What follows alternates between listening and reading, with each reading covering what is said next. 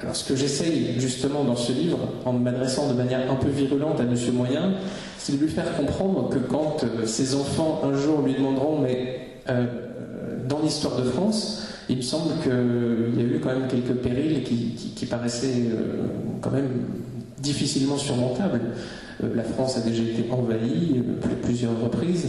Nos ancêtres ont connu des guerres de tranchées épouvantables, nos ancêtres ont connu des famines vraiment impitoyables, des guerres civiles. On aura du mal à expliquer à nos enfants que nous avons eu peur d'Émeric Caron.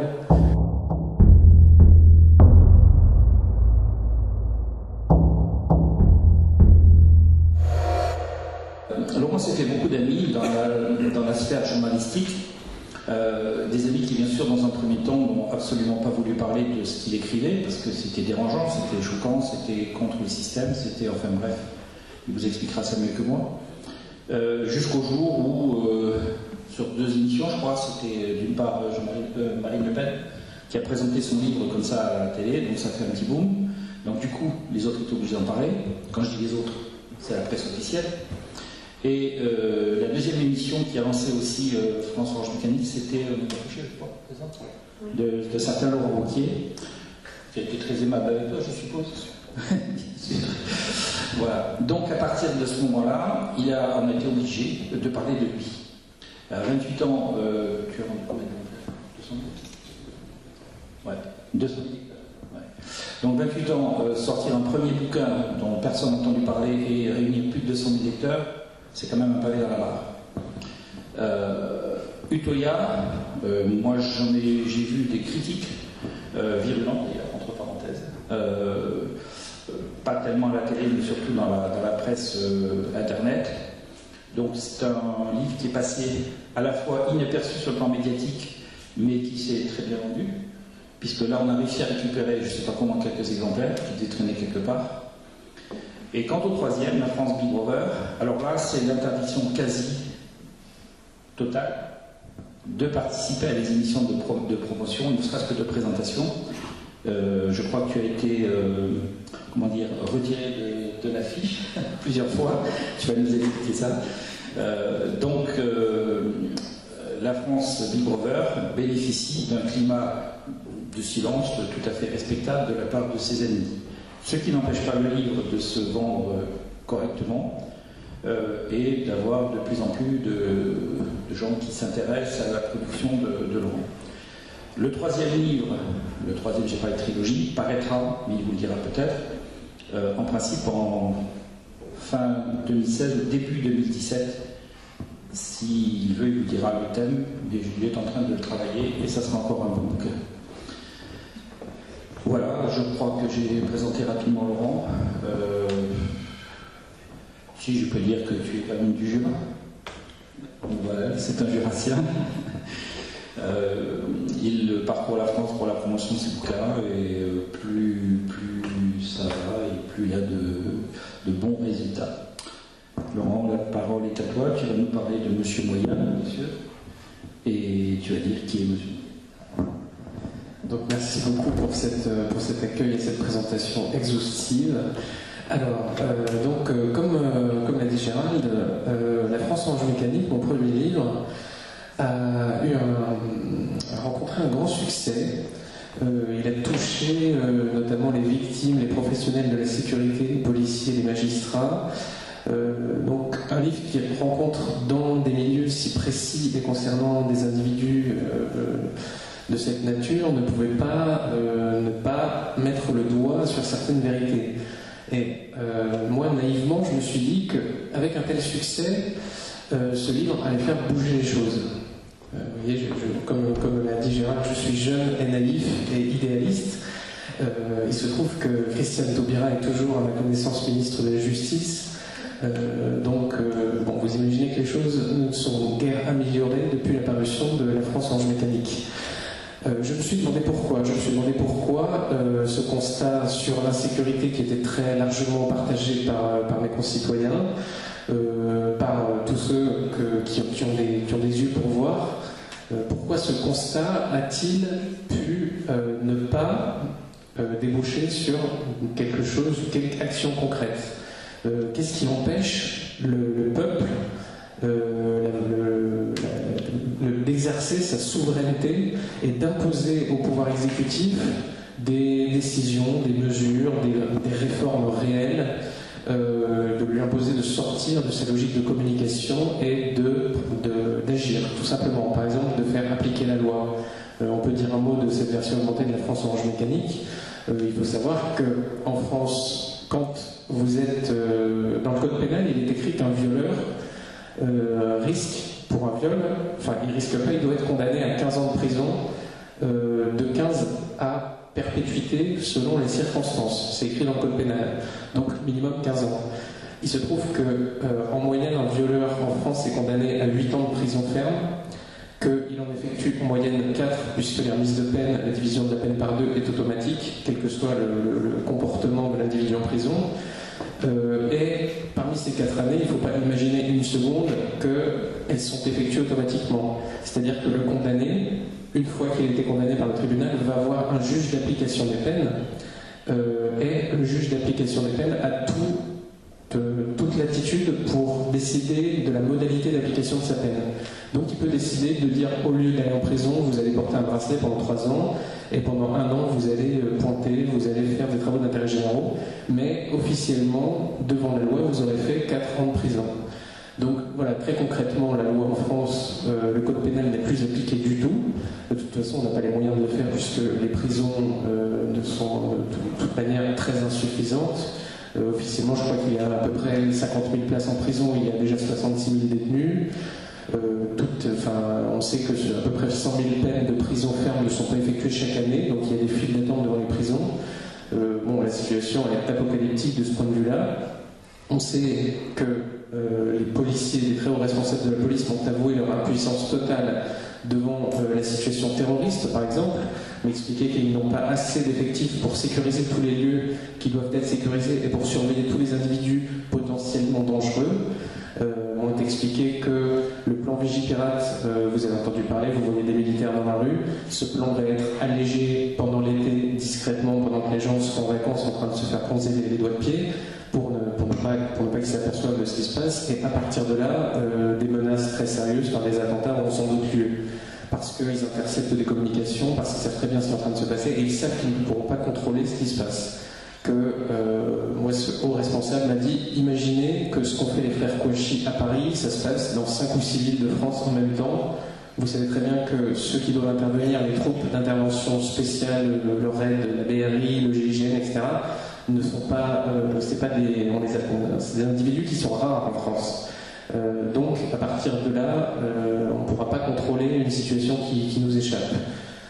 Si un des militaires actuellement qui est placé dans la rue uniquement pour montrer ses muscles et pour tenter de dissuader un éventuel terroriste, si ce militaire est en danger de mort et qu'il réussit à surmonter son conditionnement épouvantable, parce qu'on demande aux militaires évidemment de ne pas provoquer d'incident, de ne pas réagir, de ne surtout pas riposter.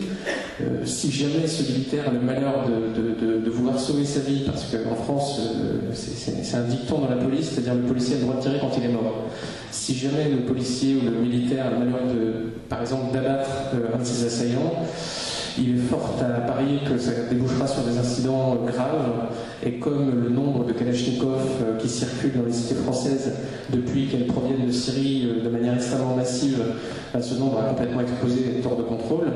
Et voilà, les responsables de notre sécurité se posent un certain nombre de questions et ont sans doute plus de mal à trouver le sommeil que François Hollande et Christiane Taubira. Donc ça, c'est pour l'aspect sécuritaire, donc qui est assez catastrophique, mais pour autant, Monsieur Moyen, c'est-à-dire vous, moi, qui sommes conscients que la situation est tout de même très préoccupante, attendons. On attend de voir ce qui va se passer. On attend.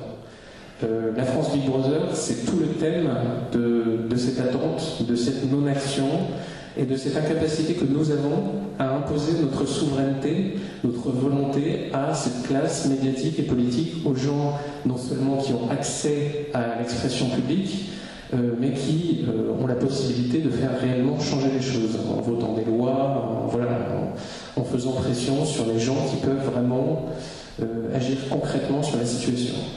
Donc la France Big Brother s'adresse à Monsieur Moyen, Monsieur Moyen, pour accepter cette situation est puissamment conditionné. Donc le conditionnement, c'est pas un mot en l'air, c'est-à-dire qu'il y a des signes très concrets qui démontrent pourquoi et comment ce conditionnement peut être effectué. Ça s'appelle la domestication. Pour vous illustrer un petit peu le propos, il faut penser au chien, il faut penser au loup et évaluer les différences qui séparent ces deux espèces. Le loup est un animal sauvage, donc le loup a un besoin vital d'avoir un instinct de survie, de chasse, une musculature extrêmement développée, un sens de l'orientation très précis. Sa vie en dépend. S'il perd cet instinct, il meurt. Le chien, nous l'avons soustrait de la compétition pour la vie, nous lui avons fourni de la nourriture, un certain confort, donc il n'a pas à se préoccuper de ça. Donc il peut perdre absolument tous ses instincts de survie. Le chien peut, par exemple, conserver un caractère juvénile tout au long de sa vie. Les animaux domestiques peuvent jouer du soir au matin de leur vie. Parce qu'ils n'ont pas à se préoccuper de choses un petit peu plus sérieuses, comme leur subsistance par exemple. On constate que leurs instincts primaires sont fondamentalement déréglés, désorganisés. Par exemple, le chien a un appétit qui n'est absolument pas contrôlé. L'appétit, il y a la sexualité. La sexualité du chien est tout à fait,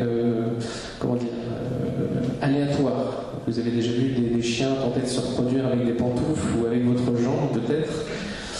Ça vous donne une idée de ce que je veux dire. Or, le loup a des instincts extrêmement précis, sa sexualité est très codifiée. Quand on compare maintenant le chien à l'être humain, on s'aperçoit que nous, avec la société, nous souffrons exactement du même état de domestication. C'est-à-dire que la société nous permet de ne plus avoir besoin de survivre, de nous battre pour notre subsistance, pour nourrir nos enfants, etc. Donc nous sommes sortis de la compétition pour la vie, donc nous souffrons des mêmes tares, si j'ose dire, que notre ami le chien. À partir du moment où vous récitez un beau discours, c'est-à-dire à partir du moment, par exemple, où vous dites « pas d'amalgame », pour vous donner un exemple concret, vous accédez à une sorte de statut social supérieur. Immédiatement, vous faites partie du bien, du camp du bien. Donc, par rapport à monsieur moyen qui fait bêtement des amalgames et n'admet pas que l'affaire Charlie Hebdo puisse relever d'un accident, enfin, de quelque chose de tout à fait incompréhensible,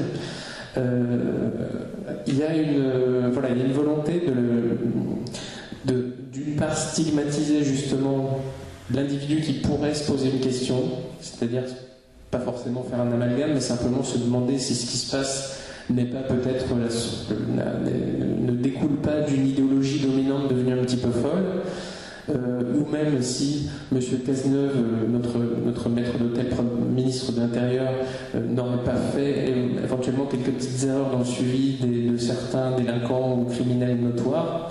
Ça, on ne peut pas se le demander sous peine d'être accusé directement de complicité avec les forces diaboliques, les forces du mal. J'exagère à peine puisque ce vocabulaire, la diabolisation, est quelque chose qui revient constamment dans la bouche de nos médias. Donc, vous avez cet aspect-là de dressage. Alors, on peut se demander maintenant qui est le maître, qui peut nous dresser finalement. Eh bien, c'est assez simple. Il y a quelques décennies, l'audiovisuel est apparu. C'est quelque chose qui n'existait pas avant et qui a permis à une poignée d'individus de s'adresser directement à tous leurs semblables. Aujourd'hui, vous avez le samedi soir, par exemple, Aymeric Caron qui parle à 2 millions de personnes. Vous êtes face à Aymeric Caron à la télévision, vous avez beau l'insulter, lui cracher sur votre écran ou hurler tout ce que vous voulez, personne ne vous entend crier. En revanche, lui, il parle toujours à des millions de personnes. Dans toute votre existence, vous ne croiserez jamais des millions de personnes. Donc, il a un pouvoir immense par rapport au vôtre. Même si Aymeric Caron, automatiquement, induit un certain nombre de répulsions presque physiques, c'est peut-être pas le meilleur des exemples, mais en tout cas, il a ce pouvoir, cette fameuse liberté d'expression n'existe pas puisqu'elle est cooptée par un petit groupe d'individus et il n'y a pas d'équité d'expression. Ils ont une puissance de feu colossale et vous, à la limite, vous pouvez toujours vous plaindre dans votre jardin ou parler par-dessus là à votre voisin, ça change rien du tout au problème. Votre voix n'existe plus. C'est-à-dire que la souveraineté populaire est totalement confisquée par les individus qui ont réussi à s'accaparer l'audiovisuel. Alors, l'audiovisuel, qui sont ces individus ? ça s'est fait il y a quelques décennies. Vous avez eu un événement qui s'appelait Mai 68. À partir de là, il y a la jeunesse radicale d'extrême gauche n'a eu aucune opposition quand cette fameuse jeunesse était, souhaitait que la société prenne un tournant radical. Cette fameuse jeunesse n'a trouvé que cette voie-là, et donc comme la droite, comme l'extrême droite en face était inexistante pour faire barrage en quelque sorte à ce radicalisme, elle a complètement pris en main les secteurs clés de la société. Je parle de jeunesse trotskiste, communiste, tout ce qu'on veut, qui a donc infiltré tous les secteurs clés qui contrôlent l'accès à l'expression publique. Donc vous avez l'université, vous avez l'enseignement, vous avez évidemment l'audiovisuel, les médias, et dont dépend la classe politique. Donc une fois que tous ces secteurs clés sont sous contrôle, il devient impossible d'y entrer, parce que, comme le disait Gérald, j'ai fait une école de journalisme. Quand vous entrez dans une école de journalisme, vous comprenez très vite que dans une école de journalisme, l'espace-temps est différent, que l'extrême droite commence à François Bayrou, et que vous n'avez aucune chance de survivre à ce milieu si vous n'êtes pas conforme, si vous ne jouez pas le jeu, si vous ne devenez pas vous-même un militant de Big Brother, et que le seul moyen de réussir, de faire carrière dans ce milieu-là, c'est d'aller plus loin que ses petits camarades, d'être encore plus moraliste que les moralistes. C'est un combat permanent. Et vous avez quantité d'étapes de contrôle pour entrer dans l'école, pour en sortir, pour trouver un travail, pour accéder à une rédaction, ensuite pour monter les échelons et pour finalement vous imposer comme un des ténors, comme un Émeric Caron, comme un Laurent Geoffrin, comme un Edoui Plenel, comme un ténor de l'audiovisuel public. À partir du moment où ces gens sont en position, il est impossible de les déboulonner. Ils savent très bien comment contrôler l'accès, parce que vous imaginez pas que quelqu'un qui va perdre 30 ans de sa vie, arriver tout en haut de l'échelle, du jour au lendemain péter un plomb et déraper. De toute façon, s'il le fait, il sera exclu aussitôt. C'est pour ça que M. Moyen, face à un tel système, est tout à fait impuissant. Il a très peu de solutions. Il peut toujours éteindre sa télévision, ça ne change pas grand-chose. Il peut essayer justement d'infiltrer ce système et à un moment donné craquer en direct, mais bon, il sera qualifié de diable ou de bêtimonde ou d'individu infâme, et finalement ça se retournera contre lui, parce que Big Brother a une puissance de feu considérable, peut toujours retourner les faits à son avantage, exactement comme dans le cas de l'affaire Charlie Hebdo. Charlie Hebdo, c'est quand même spectaculaire. Vous avez 17 cadavres, 17 points de popularité pour François Hollande. Alors que pourtant, les faits donnent complètement tort à toute son idéologie. Et malgré tout, Big Brother parvient à nous faire croire que ces faits sont arrivés parce que l'idéologie n'était pas allée assez loin, qu'il fallait encore plus de vivre ensemble et encore plus de morale, etc. Enfin, c'est sans fin. Alors, Monsieur Moyen, face à tout ça, comme je le dis, son champ de tir est extrêmement limité, d'autant que, comme tout animal domestique, Monsieur Moyen, il broute dans son pré, et tant qu'il y a de l'herbe dans son pré, et tant qu'il n'y a pas un prédateur qui pointe le bout de son nez, il n'a aucune raison de casser sa barrière. Donc, il va attendre très gentiment, très docilement. Tant qu'il est occupé, diverti, il a une course à la consommation à suivre. Ça demande beaucoup de temps, d'intérêt. En plus, ce système audiovisuel un peu diabolique est là avec nous en permanence. Comme un chien, nous avons un besoin viscéral de la présence du maître en permanence avec nous. Quand nous rentrons le soir chez nous, nous allumons la télévision, c'est notre inconscient qui fait ce geste-là. Nous avons besoin qu'il y ait un bruit. On est terrifié par l'idée de se retrouver seul avec soi-même, de se regarder les yeux dans les yeux, de se dire que finalement notre vie a perdu tout son sens. Pourquoi pourrons-nous, après une consommation totalement stérile, pourquoi poussons-nous nos enfants à faire de même, à réussir dans une société comme ça? Pourquoi ne regarde-t-on pas les vrais problèmes en face? Monsieur Moyen n'est pas très fier de lui. Il a très peu de raisons d'être fier de lui. On lui a appris depuis toujours que son pays avait été odieux par le passé, donc il n'avait aucune raison d'être en plus fier de son pays. On lui a appris que sa famille finalement était quelque chose de très relatif, que la famille, il suffisait de décider ce que c'était une sorte de concept accessible à peu près tout et n'importe qui.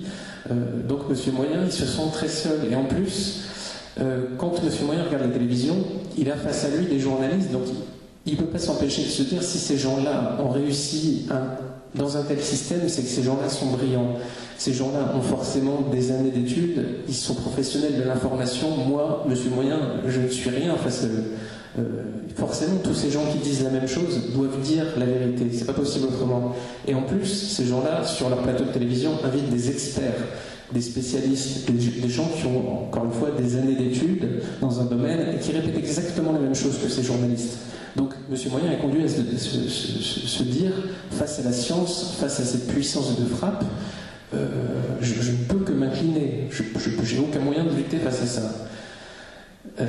Moyen se trompe, mais c'est très difficile de lui faire admettre ça. Et même si on lui fait admettre qu'il se trompe, c'est très difficile de lui faire admettre qu'il faut qu'il agisse. Monsieur Moyen, encore une fois, c'est un animal domestique, il attend un nouveau maître. Il attend qu'un sauveur, je sais pas, que Nicolas Sarkozy, par exemple, refasse un petit tour de piste providentiel et il veut se persuader que ça ira mieux. Nous sommes dans l'espérance et dans l'attente, sans admettre que le temps qui passe nous est cruellement défavorable. Mais, encore une fois, c'est plus facile de regarder une émission de Cyril Hanouna et de se vider la tête que de regarder en face les conséquences de ce qui est en train de se passer. Bon. Alors, Monsieur Moyen, donc, comme je l'ai dit, est extrêmement démuni, et en plus, la société évoluant de la manière dont elle évolue, quand vous dites à un paysan ardennais qu'il faudrait peut-être qu'il fasse quelque chose pour aller sauver Paris, par exemple, il vous dira, mais de quoi parlez-vous? Pour moi, la France n'existe plus, n'a plus aucun sens. Elle a été complètement détruite par la mondialisation. Donc pourquoi voulez-vous que je me batte pour quelque chose qui n'existe plus? C'est devenu un concept à mes yeux.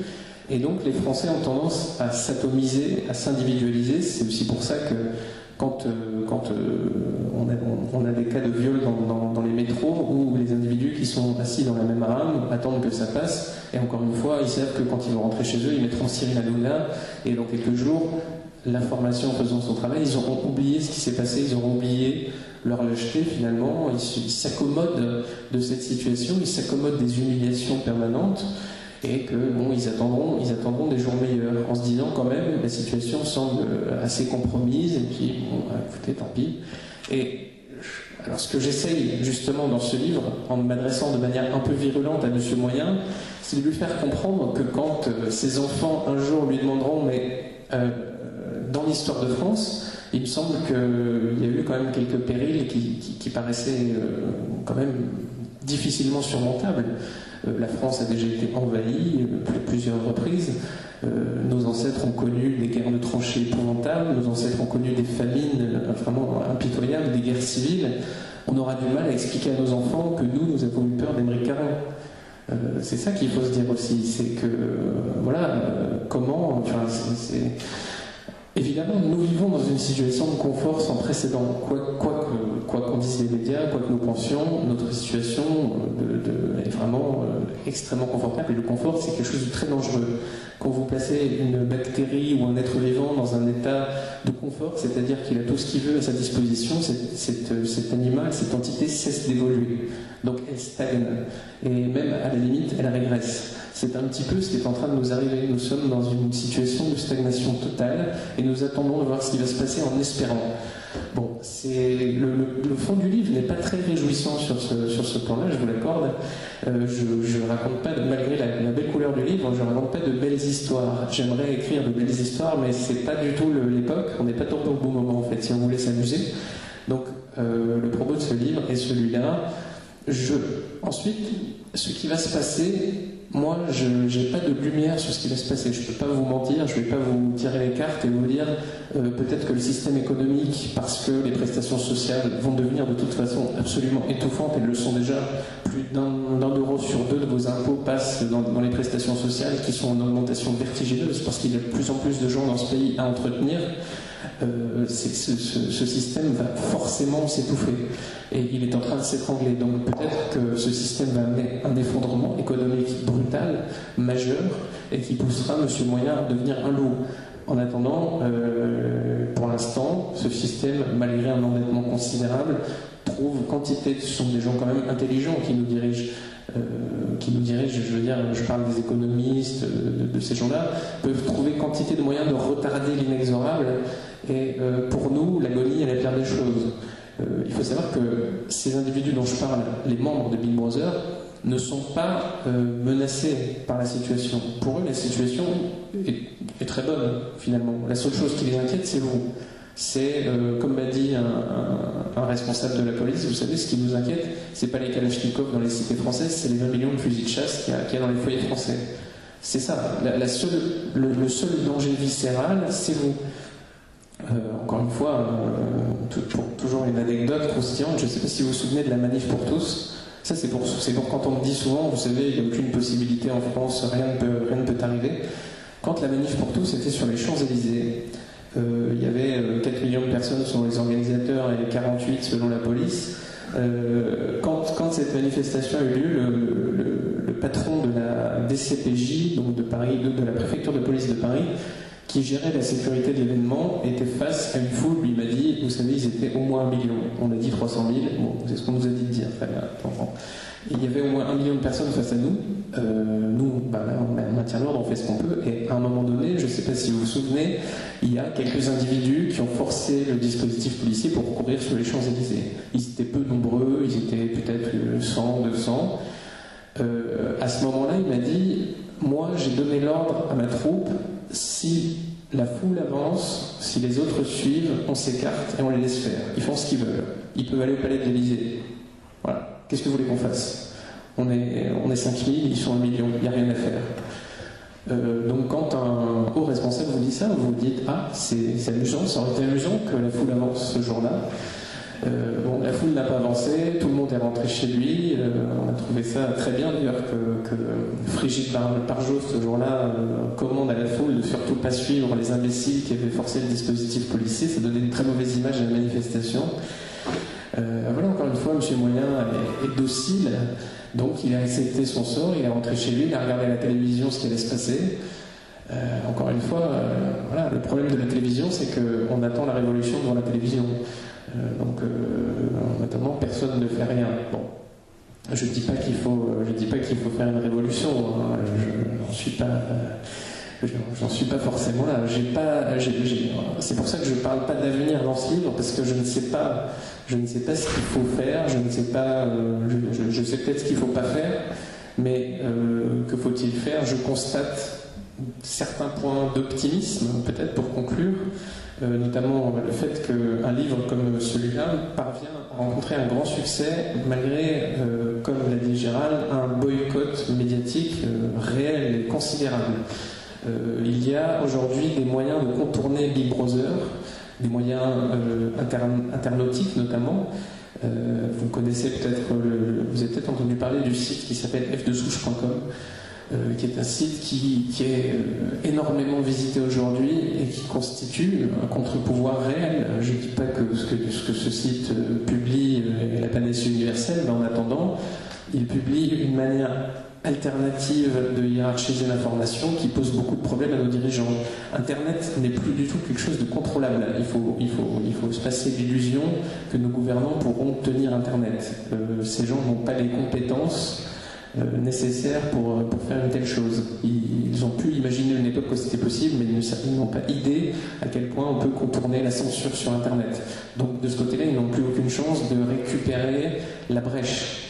Après, Internet, 90% de l'usage d'Internet, c'est de la pornographie, c'est du téléchargement de MP3. On est encore loin de la cyber-révolution. Mais disons que ça ouvre des possibilités alternatives. Le danger que beaucoup de gens ne croient plus du tout en Big Brother, justement, parce que globalement, d'après les sondages d'opinion, on constate que l'individu lambda dit qu'il ne croit pas, à 70% je crois, de Français ne croient pas en les médias. Je pense qu'à peu près la même proportion de Français doit ne pas croire en les publicités, pourtant ils consomment toujours les mêmes lessives et les mêmes produits qu'on leur vend. Bon, c'est un petit peu... il y a le conscient qui parle et il y a l'inconscient qui subit. Quand vous avez, comme aujourd'hui, quantité d'informations à gérer tous les jours, votre cerveau a tendance à se plonger dans un état de léthargie, de veille. Il est un petit peu déconnecté et les messages s'enregistrent, ce sont des techniques publicitaires. Vous connaissez tous, on a tous en tête des publicités particulièrement stupides qui avaient la particularité d'être répétées à plusieurs reprises. Juvabine, Juvabine, bon, ça vous parle? Vous n'avez jamais voulu que ça vous rentre dans le crâne, ça l'est, c'est bien installé, vous ne l'enlèverez jamais. Vous pouvez gratter de toutes les manières possibles, c'est installé. Le fameux pas d'amalgame, c'est le même principe. On vous répète de manière particulièrement lourde et insistante un slogan de cette nature. Il s'imprègne dans votre cerveau et vous n'avez pas le choix. Il est là. Et peut-être qu'un jour, au détour d'une conversation, vous vous sentirez très fort et très supérieur et très malin en disant pas d'amalgame. Et donc, à ce moment-là, vous aurez un certain pouvoir. C'est exactement comme ça que Big Brother veut qu'on fonctionne.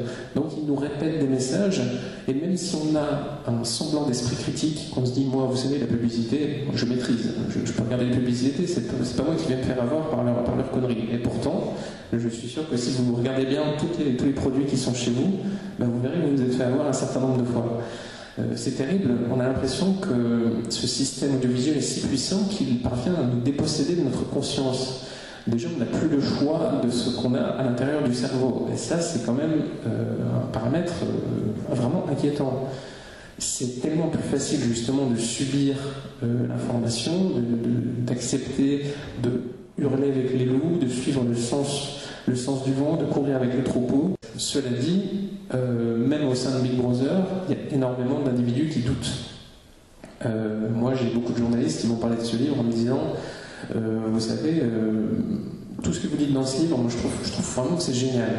Par contre, évidemment, je vais vous cracher dessus dans mon article. Bon, j'ai pas le choix, c'est comme ça, c'est la rédaction, tu sais très bien. Bon. C'est toujours comme ça que ça se passe, mais il y a quand même au sein de Big Brother, énormément de gens qui sont extrêmement opportunistes et que ça ne les dérangerait pas tant que ça de tourner complètement leur veste. C'est l'effet bande sardine, si vous voulez, vous savez, où il y a toutes les sardines qui se mettent à tourner d'un seul coup. Parce que, en disant tout à coup, moi j'ai toujours dit ça, j'ai toujours dit qu'il fallait parler, que de toute façon, non, je vois pas de quoi vous parler, on peut rien me reprocher. Sauf que la première sardine, c'est la première à effectuer le virage, prend un risque de se faire bouffer par un gros poisson.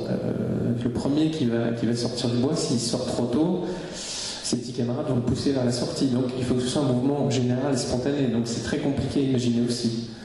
L'homme, on ne peut que faire des conjectures spécieuses sur l'avenir. On ne sait pas, véritablement, je ne sais pas du tout ce qui va se passer.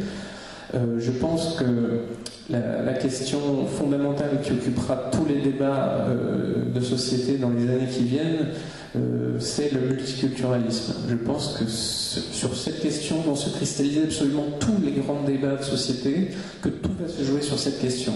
C'est la seule question qui, est à même d'éveiller les consciences, est à même de, dans Monsieur Moyen, derrière toutes ces publicités, derrière toute cette consommation, derrière les rires de Cyril Hanouna, quand il voit que la population de son quartier, par exemple, change, là, il peut être amené à se poser des questions.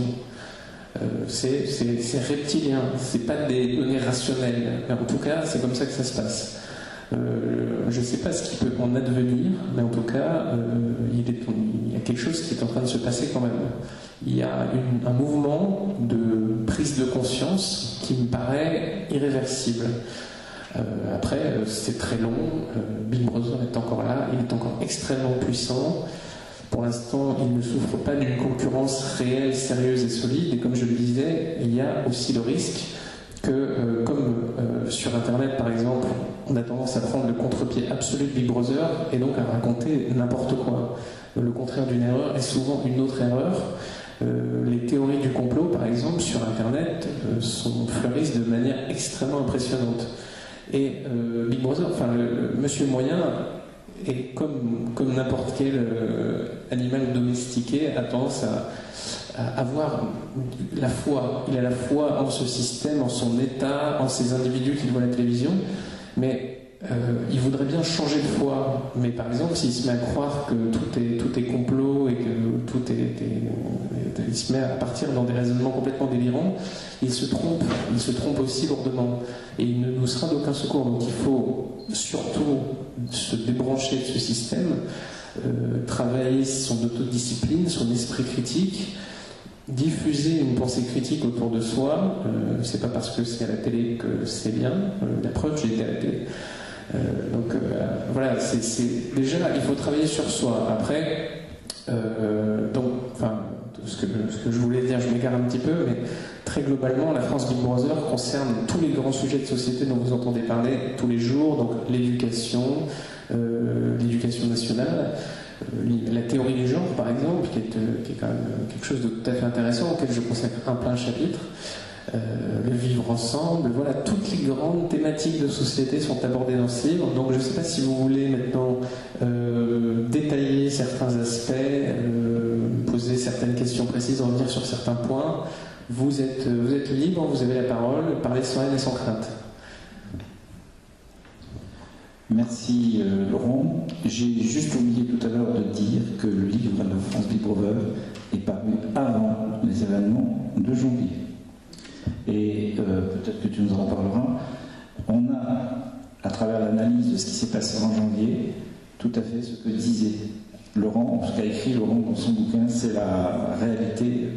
En fait, je crois que j'avais écrit dans ce livre, quand vous vous souvenez, Hervé Gourdel, l'otage français, a été décapité, j'avais écrit « On est capable de transformer la décapitation d'un Français en une campagne de lutte contre l'islamophobie ». C'est exactement ce qui s'est passé avec l'affaire Charlie Hebdo. On a réussi à retourner une attaque du terrorisme islamiste en une campagne anti-islamophobie. Là est la grande force de Big Brother, de retourner complètement les faits à son avantage, quels que soient les faits. Donc il n'a pas besoin de contrôler les faits, il a simplement besoin de contrôler l'information. Oui, j'avais une question à vous poser. Vous expliquez très bien, et on effectivement le constate très régulièrement, le jeu que jouent les médias, c'est-à-dire la possibilité pour un individu d'intervenant dans les médias lui permet d'avoir accès à une certaine notoriété. Enfin, ce que vous décriviez par rapport à M. Caron tout à l'heure est tout à fait juste. Moi, j'ai quand même toujours une interrogation. Alors peut-être aurez-vous, j'espère que vous avez peut-être la réponse. C'est par exemple sur la place qui est occupée par la famille Le Pen dans les médias. C'est-à-dire que je remarque, que ce soit sur RMC, que ce soit sur toutes les radios, ils sont, c'est pas Philippot, c'est Marine, c'est pas Marine, c'est voilà. On a quand même très fréquemment ces gens-là qui interviennent sur les médias. Et ces gens-là, manifestement, sont aussi, semble-t-il, assez combattus par les idées, ils sont véhiculés par les médias. Donc, comment vous analysez ça Alors oui, j'ai l'impression que quand ils ont invité au départ Jean-Marie Le Pen dans leurs émissions de télévision, ils ont fait rentrer le loup dans la bergerie en pensant qu'il pourrait facilement égorger le loup et bien s'amuser et renforcer l'idée qu'ils étaient tout puissants et que personne ne saurait les concurrencer. Sauf que ça s'est pas exactement passé comme ça, ils sont tombés sur un os. Et cet os a eu une fille, a eu plusieurs filles qui ont eu même des petites filles, etc. Et toute la famille semble très décidée à continuer ce rôle une sorte d'opposition. Je pense que le Front National est un ennemi pour Big Brother. C'est comme ça qu'il le perçoit, c'est certain. Big Brother, par contre, doit quand même s'adapter à une certaine situation. C'est-à-dire que quelqu'un comme Marine Le Pen aujourd'hui est absolument incontournable.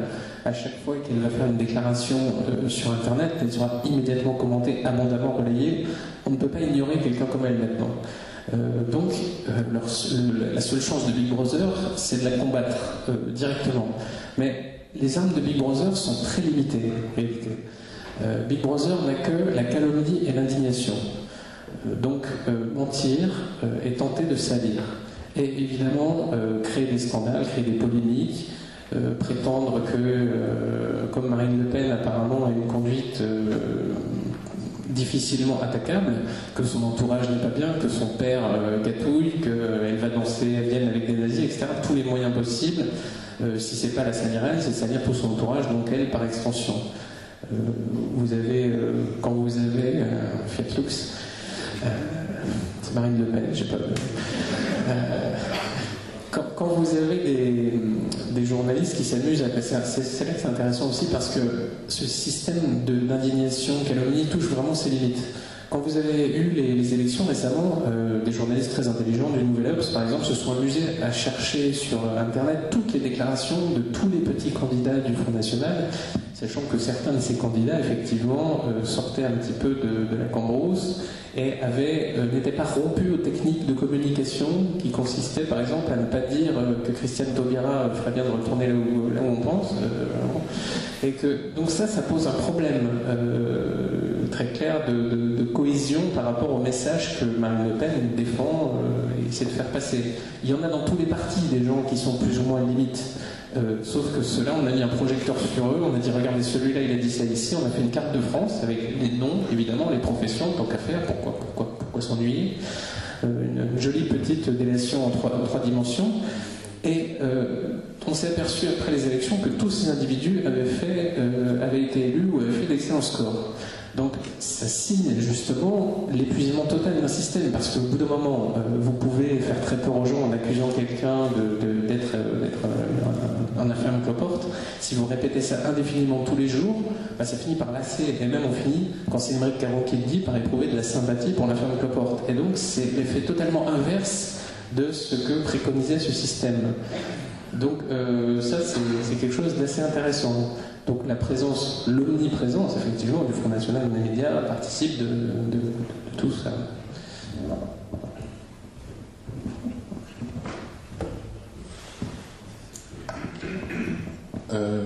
Au risque de paraître insultant, est-ce que vous ne vous prenez pas un peu pour le Voltaire et le Diderot de leur temps, qui en critiquant la société, voulait absolument exploser le complexe politico-religieux de l'époque? Il me semble que vous faites des amalgames qui sont assez bizarres ou simplistes. Toute cette histoire de loup et de chien avec la façon dont fonctionnent les hommes, c'est assez bizarre. En prétendant, et vous le faites avec brio, dénoncer tout ce qui concerne l'apathie, la rumeur, il me semble qu'à contrario, vous faites une apologie de ce que j'ai noté, d'une sorte de complot. Mais il est où le complot? C'est un peu comme monsieur, avec sa question, et je ne cherche à attaquer personne, mais il me semble que dans une démocratie, ce qui est important, c'est d'accepter la différence. Que nous soyons de gauche, de droite, de travers ou à l'extérieur de tout ça, il n'empêche que le parti de Jean-Marie Le Pen, qui est d'extrême droite, n'est pas un parti diabolique.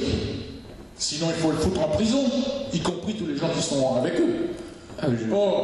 Démocratie, je suis assez d'accord avec vous. La démocratie nous recommande, si on ne veut pas écouter, on n'écoute pas, mais il nous recommande d'accepter cette différence. Tout à fait. Et c'est là l'honneur précisément de la démocratie. La différence est une richesse, je suis tout à fait d'accord. Et ça, c'est un mantra. C'est précisément pour ça que je le cite à l'instant. Je peux répondre à monsieur, ça vous dérange pas? Après vous Pour ce qui est de l'amalgame, vous savez que je passe ma vie depuis ma plus tendre enfance à tout faire pour éviter les amalgames.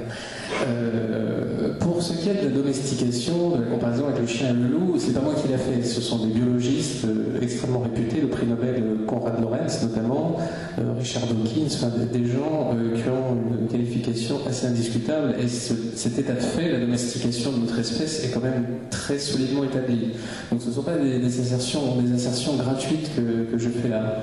La Fontaine a illustré ça avec une belle fable, le loup, le chien et le loup. C'est une des meilleures fables de La Fontaine, je vous félicite. Il y a qu'à le lire, vous avez tout dedans. Tout à fait. Il y a le loup et l'agneau qui est très bien aussi. Vous démontrez rien, vous ne mettez qu'en avant que des assertions qui en dernière analyse, ne font qu'amalgamer le tout. Mais ce sont des réalités. Alors, pourquoi que le loup soit plus instinctif que le chien? Un chien, et on en rencontre souvent sur les autoroutes, au bout de 2 mois, il est devenu chien sauvage. Non, les chiens dont vous parlez, ça s'appelle, je crois, le marronnage. Ces chiens qui redeviennent à l'état sauvage n'acquièrent jamais des capacités suffisantes pour survivre dans un environnement tel que l'environnement que connaît le loup, par exemple. Ils survivent parce qu'ils peuvent manger dans les poubelles, mais ça, c'est pas du tout la même chose. Ils ne peuvent pas redevenir des loups. Le processus évolutif est absolument déterminé dans ce stade. Le propos n'est pas là, pardonnez-moi de vous couper, le propos n'est pas là. C'est cet amalgame que vous faites entre la pratique de l'homme, incapable de réfléchir, le fait d'être soumis tout le temps à une sorte de bourrage de crâne, nommément ce sont les médias, ce sont les politiques, ce sont les gens incapables de censés penser pour nous, mais incapables de penser selon les directives du peuple, y compris de l'homme moyen que nous sommes. C'est inadmissible, c'est simpliste. Je ne veux pas discuter de la différence qu'il y a entre le loup et le chien, j'en ai rien à foutre. C'est très bien, moi ça m'intéresse. Tolérez ma différence, enrichissez-vous de ma différence. Admettez que moi, le loup et le chien sont des choses qui me passionnent. Voilà, merci de me laisser cet espace de liberté. Je reviens à un propos que vous avez tenu tout à l'heure, vous avez parlé d'un complot. Justement, ce livre montre qu'il n'y a pas de complot, qu'on a l'impression que tous ces individus, comme ils pensent à peu près la même chose et disent à peu près la même chose, comme vous le dites, pas d'amalgame, vous le dites si bien, que tous ces individus sont tenus par un même donneur d'ordre, qu'au-dessus d'eux, il y a une forme de structure qui décide de leur prise de parole, de chacune de leurs phrases. En réalité, on s'aperçoit très vite que tous ces individus partagent les mêmes intérêts et tiennent spontanément les mêmes discours. J'en ai fait l'expérience moi-même. On n'a pas besoin de dire à un journaliste ce qu'il doit faire, il le fait tout seul, très bien. Il va réciter une sorte de catéchisme qu'il a parfaitement intégré. Alors évidemment, il y a des nuances à introduire dans une telle analyse. Je ne dis pas que tous les journalistes sont exactement pareils, mais globalement, c'est l'impression que ça donne. Et cette impression est persistante. Il y a des propos qu'on ne peut pas tenir dans les médias, et il y a des grands thèmes d'actualité sur lesquels 90% des Français vont par exemple dire blanc et 90% des médias répondront noir. Mais comme c'est eux qui ont la parole et le monopole de l'expression publique, ce sont eux qui ont raison et qui font pression sur la chose politique. Nous n'avons pas les moyens de le faire. Voilà, c'est un déséquilibre. Évidemment, il y a des nuances à apporter. C'est un exposé théorique, j'essaie de synthétiser ma pensée. Je ne vais pas vous citer tous les journalistes que j'estime honnêtes, il y en a quelques-uns quand même. Vous disiez tout à l'heure que vous ne saviez pas comment changer les choses au niveau des individus. Mais moi, je vois le problème fondamental qu'il y a chez nous, c'est la prise de conscience. Les gens n'ont pas la prise de conscience de la situation. Ils ne réalisent pas, ils vivent. Ils sont si vous voulez, ils ne sont pas dans la réalité. Ils vivent dans la transcendance, en fait. C'est ça le problème. S'il y avait une prise de conscience, je vais vous donner mon exemple, moi. Moi, je lutte contre la société. Vous savez comment? Par la consommation. Chez moi, il n'y a pas de four à micro-ondes, il n'y a pas de machine à laver la vaisselle. J'ai pas de portable, j'ai pas d'internet, de cette nouvelle technologie. Je suis libre, indépendant et je fonctionne tout simplement. Étant maître moi-même de ma situation. Oui, mais je ne demande rien à personne. Vous n'êtes pas représentatif de la société française. Je suis désolé de vous le dire. Mais effectivement, mais c'est vrai que, comme je le disais tout à l'heure, c'est tellement plus agréable de se laisser bercer par cette société qui nous fournit tous les avantages. C'est tellement plus agréable d'aller au supermarché faire ses courses plutôt que de se démener pour aller trouver des produits ailleurs. Enfin, nous avons tendance à céder à la facilité. Nous estimons que notre temps est précieux parce que nous avons besoin de nous divertir au plus vite. Nous avons quantité de choses à faire. Nos journées sont bien remplies. Nous ne voudrions surtout pas que ça change. Donc on a tendance effectivement à se satisfaire. Qui a 28 ans, je vais en service cette année. Vous avez vu qu'aujourd'hui les voitures ont tendance à avoir une durée de vie plus courte. C'est encore une fois. Tout est fait pour ça, pour donner à l'individu l'individu lambda des envies de consommation, d'aliénation, exactement comme on le dit. Mais c'est vrai que énormément d'individus se contentent très bien de cette situation et ne voient pas comment une autre situation serait même possible, imaginable. C'est pour ça qu'on débouche sur l'aliénation, qui est en fait une dépossession de soi-même. C'est très bien dit. Je crois aussi qu'il est important, et c'est ce qu'on a du mal à faire, de désigner l'adversaire, du moins l'adversaire des idées adverses. On a en face de nous, donc, on va dire, le cosmobilisme, l'égalitarisme, qui fait qu'on supprime les frontières, qui fait qu'on supprime la protection de la cité, etc. Et l'homme moderne, en tout cas l'homme européen, n'est pas habitué à ce genre de choses. Il perd ses repères, on ne lui enseigne plus son histoire, on l'a travesti d'ailleurs, entre parenthèses, on dit qu'aujourd'hui il n'y a plus de différence entre l'homme et la femme, la théorie du genre, en fait, etc. etc. Et cette idéologie, c'est pas une idéologie nouvelle, elle existe depuis 250 ans avant Jésus-Christ, c'est Diogène de je sais pas qui avait mis ça au point, et en fait nos contemporains ne font que pousser le bouchon au maximum aujourd'hui pour faire exploser les sociétés traditionnelles, que ce soit en Europe, en Afrique ou en Amérique du Sud ou ailleurs. Parce que, d'une part, l'égalitarisme, c'est la mondialisation, et ça intéresse aussi les économistes. Donc l'adversaire, on sait à peu près qui c'est les moyens qui sont, à juste titre, Laurent dit, il n'y a pas de grand Manitou, on est bien d'accord, mais il y a une mise en place de moyens assez extraordinaire aujourd'hui, parce qu'on a peut-être laissé faire, mais parce qu'aussi, je vous rappelle quand même que le traité de Lisbonne, qui a été adopté contre l'avis des Français, a été imposé malgré un vote démocratique. Donc on a atteint une limite. Voilà, donc c'est juste une petite parenthèse. Mais le problème, c'est que ce n'est plus la France qui fait son histoire. Elle est faite par l'extérieur. Nous n'avons plus la maîtrise de notre histoire, de la construire, de la gérer et de la faire évoluer. C'est l'extérieur qui nous impose. Oui, mais Laurent a dit tout à l'heure, si 1 million de personnes avaient traversé les Champs-Élysées, l'histoire de la France peut-être serait d'actualité. Ah oui, mais le problème, c'est qu'ils n'avaient pas ça. On aurait eu 1780. Les individus comme nous, j'entends, comme je pense, des citoyens plutôt éveillés aux choses de la vie, ces individus-là n'ont pas vraiment encore un réflexe d'organisation, de réseau, de noyautage dur comme là, Big Brother. Les individus qui contrôlent ce système audiovisuel, eux, ont des réflexes d'exclusion absolue et radicale d'un individu différent. Nous n'avons même pas ces réflexes-là. Nous avons tendance à nous être plutôt tolérants et ouverts d'esprit. Et heureusement, parce que sinon, nous aurions déjà massacré tout le monde. Nous sommes nous-mêmes, même si nous sommes tous extrêmement conscients, de manière très concrète, nous sommes quand même extrêmement polis et civilisés et nous attendons de voir ce qui va se passer. Cette critique, on peut tous se la faire. Ce livre critique directement M. Moyen, mais par exemple, je prends ma part, ma très grande part. Je me sens aussi responsable largement de la situation. Et je sais que quand mes enfants, moi, me demanderont ce que j'ai fait, je ne suis pas sûr que ce soit suffisant de leur dire « moi j'ai écrit des livres ». On dira « c'est tout ». C'est ridicule. Peut-être.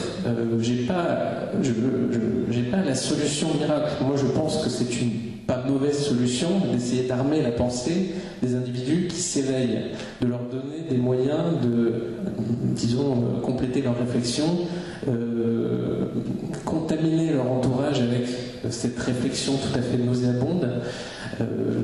Moi, c'est ce que j'essaie de faire. Peut-être qu'il existe des meilleures solutions, mais en tout cas, je ne les connais pas et très peu de gens semblent les connaître.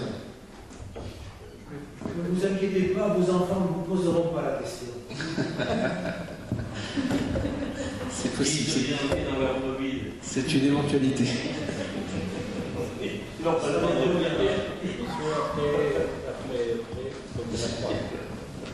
Oui, vous avez évoqué tout à l'heure les économistes. Et pourtant, il y a des violences qui ne sont pas forcément propres au Big Brother que vous décrivez. qui ont lieu dans d'autres sphères que vous n'évoquez pas finalement tant que ça dans la France Big Brother, et je pense notamment à tout ce qui est monde économique, monde du travail, relations dans le travail, là où justement aussi il y a une chape de plomb susceptible de s'abattre sur tout un chacun, que ce soit au travers de son activité ou tout simplement au travers du chômage, de l'exclusion sociale, ce genre de choses. Et ma question c'était comment ça se fait justement que cette partie-là, qui est aussi à mon avis une partie du tout, n'ait pas été, alors le sujet est vaste, mais n'ait pas été abordé plus avant. Alors c'est ça, comme monsieur m'a prêté des dons, il a dit que j'écrivais des livres de 500 pages, ce livre doit avoir 300 et quelques pages, donc la matière m'a peut-être... j'ai dû faire des choix. C'est vrai que ça aurait pu, ce sujet aurait tout à fait eu sa place au sein de ce livre, mais il y en a beaucoup d'autres que j'ai pas pu développer aussi à mon grand regret, parce que c'est vrai que ça couvre, je pense, l'ensemble de la société et le monde du travail, évidemment, et j'ai pas pu le faire. Ça devrait faire, je pense, l'objet d'un livre à part, un sujet aussi vaste que ça. Il y a effectivement une énorme matière, et beaucoup de choses à comparer avec ce qui est en train de nous arriver. Et même les conséquences d'Internet sur la jeunesse d'aujourd'hui. Ça dépend de quelles conséquences on parle. Oui, vous avez toute forme d'addiction, mais l'écran déjà est une addiction. La pornographie est une addiction lourde. Il y a quantité d'addictions comme ça qui posent des problèmes très sérieux. La pornographie, par exemple, son addiction génère des troubles hormonaux très sévères. Nous avons tous, en consommant, un comportement un petit peu toxicomane. Ce comportement qui consiste à se satisfaire avec quelque chose, et immédiatement que la satisfaction est là, on est obligé d'augmenter la dose pour retrouver la même sensation de satiété, et c'est quelque chose de l'infini. On cherche toujours à augmenter les doses. C'est le circuit de la récompense. Exactement. Et ces circuits-là, par une société de consommation où tout est désir et tout clignote et tout semble formidable à posséder, ce système de récompense infinie nous fait complètement saturer et en réalité ne nous satisfait pas du tout. Les sociétés les plus dépressives du monde sont les sociétés les plus développées et les plus axées sur la consommation. Il ne faut pas croire que ce confort nous rend heureux. La plupart des tribus primitives amazoniennes, par exemple, les individus se disent beaucoup plus heureux de la vie que nous ne le sommes. Donc là, il faudrait s'interroger. On subit un dérèglement hormonal, en fait. Exactement. Il faudrait s'interroger sur cette notion de bonheur, par exemple. Qu'est-ce que ça veut dire, cette chose miraculeuse à laquelle tout le monde court après? Est-ce qu'elle existe réellement? Voilà. Alors, dérèglement hormonal, c'est intéressant. On a parlé tout à l'heure de castration. J'aborde ce sujet aussi dans ce livre parce que la passivité extrême de Monsieur Moyen est liée à une castration psychique, mais qui a une manifestation physique réelle. C'est-à-dire qu'on s'est aperçu que les taux de testostérone des hommes occidentaux avaient diminué de quelque chose de l'ordre de 20% lors de ces dernières décennies. Ça a un impact direct sur le comportement de Monsieur Moyen, c'est-à-dire que la volonté de domination, l'ambition, l'estime de soi s'effondre. Et c'est un cercle vicieux parce qu'un individu, le taux de testostérone dépend des succès sociaux, par exemple. Un individu qui a un taux de testostérone effondré, n'ayant aucune estime de lui-même, ne va pas chercher à vaincre, à s'opposer à un système, et comme Monsieur Moyen étant dans sa position d'individu soumis, il subit ce qui se passe, il est humilié en permanence par la télévision. Vous savez, le petit journal de Yann Barthès qui choisit des individus pour les humilier à longueur de journée en tant que Monsieur Moyen. Évidemment, notre estime de nous-mêmes est nulle. Encore une fois, quand on pense à ce qu'on traversait nos ancêtres et à la situation dans laquelle nous sommes, évidemment, tout ça ne contribue pas à une fierté virile. Ça fait partie des données du problème. Oui, il y a Jean-Didier Vincent qui a écrit, un neurobiologiste, qui a écrit là-dessus des bouquins très intéressants. Oui, tout à fait.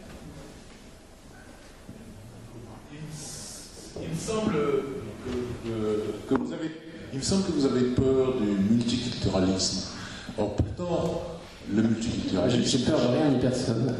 Enfin, j'ai cru comprendre, en tout cas, mais de mon point de vue, fort modestement, le multiculturalisme est un leurre. Et pour être un peu curieux, je ne connais aucun pays au monde qui pratique le multiculturalisme et qui n'est pas prêt de pratiquer le multiculturalisme. Il y a toujours une culture dominante dans quelque pays que ce soit. Donc pourquoi ce flip ? Mais le fait qu'il y ait une culture dominante n'empêche pas qu'il y a d'autres cultures avec lesquelles elles cohabitent. C'est ça, le multiculturalisme. Ça ne veut pas dire que toutes les cultures sont à égalité. Ça n'existe pas. Les cultures, quand elles sont à égalité, elles s'entretuent pour savoir laquelle va dominer. Ce sont des réflexes très animaliers. Ouais, c'est bien ça. Ce sont des réflexes très primitifs ancrés en nous. C'est comme ça, les groupes humains veulent se dominer les uns les autres. Bon, alors une société multiculturelle, la France est quand même un pays devenu en quelques décennies un pays multiculturel, comme la Grande-Bretagne, comme quantité d'autres nations européennes. Même si les schémas d'assimilation, d'intégration, de vivre ensemble sont assez différents les uns des autres, il n'en est pas moins que ces sociétés multiculturelles existent et qu'on doit composer avec quelque chose qui n'a pas existé depuis des millénaires, pour le coup. Donc M. Moyen se retrouve dans une situation qu'il ne connaît pas. C'est pas forcément de la peur, mais les hommes étant ce qu'ils sont programmés pour avoir des réflexes. Et donc, ces réflexes, il ne faut pas imaginer que simplement par des beaux discours, on pourra les faire taire et les rendre tout à fait inopérants. Il ne faut pas imaginer que des situations qui nous paraissent idéales et idylliques sur le papier pourront être mises en œuvre simplement par la magie, la magie des déclamations et des assertions présidentielles ou premier ministérielles. On se comprend. Vous pouvez nous expliquer quelle est la démarche qui vous a motivé à écrire votre enquête sur Utoya et pour l'avenir, est-ce que vous vous orientez plutôt vers des essais ou des romans? Alors, Utoya, pour resituer, c'est le livre que j'écris après La France Orange Mécanique, qui traite du cas de ce tueur Anders Behring Breivik, le tueur norvégien. Donc, lui, il en a eu un petit peu marre de ce qu'il voyait dans son pays. Il a, pendant 9 ans, préparé le plus grand massacre de masse de l'histoire de l'humanité, réalisé par un homme seul, en exécutant froidement des dizaines de jeunes participants à un camp travailliste, c'est l'équivalent du Parti socialiste, en Norvège, sur une île, sur l'île d'Utoya, justement. Breivik a fait exploser une bombe à Oslo qui visait le Parlement norvégien. Ensuite, il s'est déplacé sur l'île d'Utoya où il a tué 69 personnes avec un pistolet semi-automatique et un fusil semi-automatique. Donc Breivik a réalisé un meurtre extrêmement froid, planifié, déterminé, motivé selon lui par des ambitions idéologiques. En réalité, ces ambitions relèvent plutôt du narcissisme ou du désir de toute puissance. Donc c'est ce que j'ai voulu raconter dans ce livre, c'était simplement réciter les faits du point de vue d'Andreas Breivik, parce qu'il a livré énormément d'informations, contrairement à beaucoup de tueurs de masse, il n'a pas été exécuté par la police. Donc il a fourni une matière qui m'ont permis de reconstituer son état d'esprit pendant, avant et après la tuerie, pour raconter les faits strictement. J'ai pas pris de position morale, j'ai pas dit c'est bien, c'est pas bien. Je pense que les gens sont assez grands pour comprendre que tuer 77 personnes, c'est pas super. Donc j'ai pas pris de parti pris moral, j'ai simplement raconté les faits strictement. Donc c'est ça l'ambition de ce livre, de montrer la réalité telle qu'elle était. Je laisse après au lecteur le soin de l'analyser, d'en faire ce qu'il en veut. Ce que j'ai voulu faire, c'était surtout éviter ce que font toutes les fictions et tous les livres d'aujourd'hui, c'est-à-dire les gentils sont très gentils et les méchants sont très méchants. Vous savez, Walt Disney, on nous présente la réalité comme ça, sans aucune nuance. C'est un syndrome de communication, de publicitaire, de tout ce qu'on veut. En tout cas, c'est comme ça que M. Moyen est programmé pour la recevoir. C'est pour ça que ce livre dérange, parce que justement il n'y a pas de parti pris. Et ça, on n'est tellement pas habitué, on est tellement conditionné pour avoir une information pré-mâchée qu'on n'admet pas un travail comme ça. Et pour la suite? Pour la suite, alors, en fait, ça dépend. J'ai des projets très différents, à la fois d'essai et d'anticipation. Je ne sais pas du tout vers lesquels je me tournerai à l'avenir. Je ne sais pas ce qui, à mon sens, portera le plus ses fruits, si tant est que, hélas, un livre puisse porter ses fruits. Pour l'instant, je ne sais pas encore, je ne vois pas à si long terme que ça. Bonsoir. L'exposé que vous faites n'est pas très optimiste, hein. Mais il y a quand même des événements qui pourraient bouleverser complètement les choses, c'est l'arrivée de l'islam.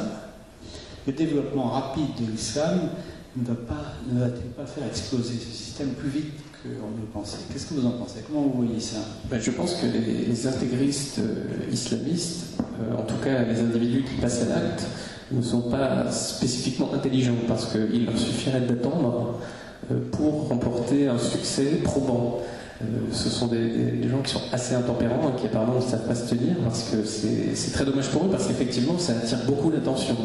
Quand vous massacrez une équipe de rédaction et des policiers dans Paris, là, Monsieur le Moyen est obligé de se poser, de gratter la tête et de se poser quand même certaines questions. Après, Big Brother est là pour rattraper le coup, mais bon, c'est vrai que ça, cette actualité horrible est peut-être un des seuls vous savez, le claquement de doigts devant l'individu qui est à moitié endormi. Là, il remue quand même un petit peu les paupières. Après, il ne faut pas non plus surestimer l'événement.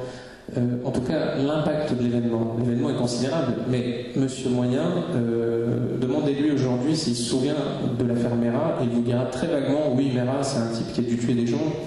C'est flou, c'est loin, il y a au moins 2 ans, donc... il y a eu l'affaire Descartes, par exemple, le tireur de Libération. Demandez aux gens, plus personne ne sait ce qu'il a fait, qui c'est ce type-là, je ne me souviens pas exactement. Bon, on ne sait pas ce qu'il est devenu, un déséquilibré, un cas isolé, comme tous les autres. Tous ces individus, alors peut-être que dans le fort inconscient de Monsieur Moyen, ça lui parle un petit peu. Peut-être qu'effectivement, il se demande si, au bout du compte, il n'y a pas un petit problème avec certains individus. Ça, c'est très difficile à évaluer, l'impact réel sur les foules d'événements comme ça.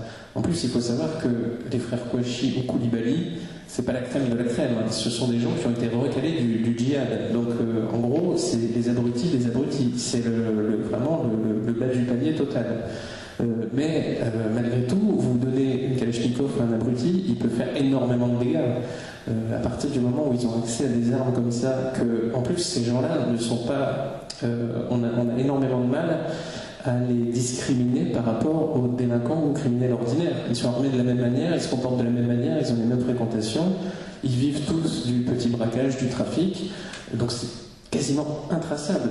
Donc il est impossible de les contrôler. Effectivement, dans les projets, toujours pareil, des communications que les policiers interceptent, ils savent que, par exemple, une idée qu'ils pourraient avoir, ce serait de se mettre à 4 dans un centre commercial et de massacrer justement le Monsieur Moyen qui fait ses courses. Ça, d'un point de vue communication, ce serait encore une fois un choc terrible. Mais après, au-delà de ça, on a tellement fait avaler à Monsieur Moyen les couleurs, on a tellement expliqué que cette situation était normale, que ces petits bugs dans la matrice n'étaient pas du tout dus en aucune manière à, je sais pas, une société multiculturelle ou à cette religion d'amour, de paix, de tolérance, que Monsieur Moyen, finalement, il a tendance à y croire. Il se dit, effectivement, les Kouachi, c'était quand même pas... Et on est obligé de l'admettre, les frères Kouachi ne sont pas représentatifs. On est obligé d'admettre ça. Donc M. Moyen lui-même l'admet et se dit il va attendre la suite, il va voir ce qui va se passer. Tant que c'est pas sur lui qu'on tire, de toute façon, après tout, il vise des journalistes, il vise des policiers.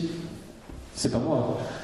Je vous rappelle que M. Moyen, il est capable de regarder quelqu'un se faire violer sous ses yeux dans le métro et de rentrer chez lui sans même témoigner. Donc on part de très loin en fait. Mais les journalistes sont touchés, les enseignants sont touchés, l'appareil.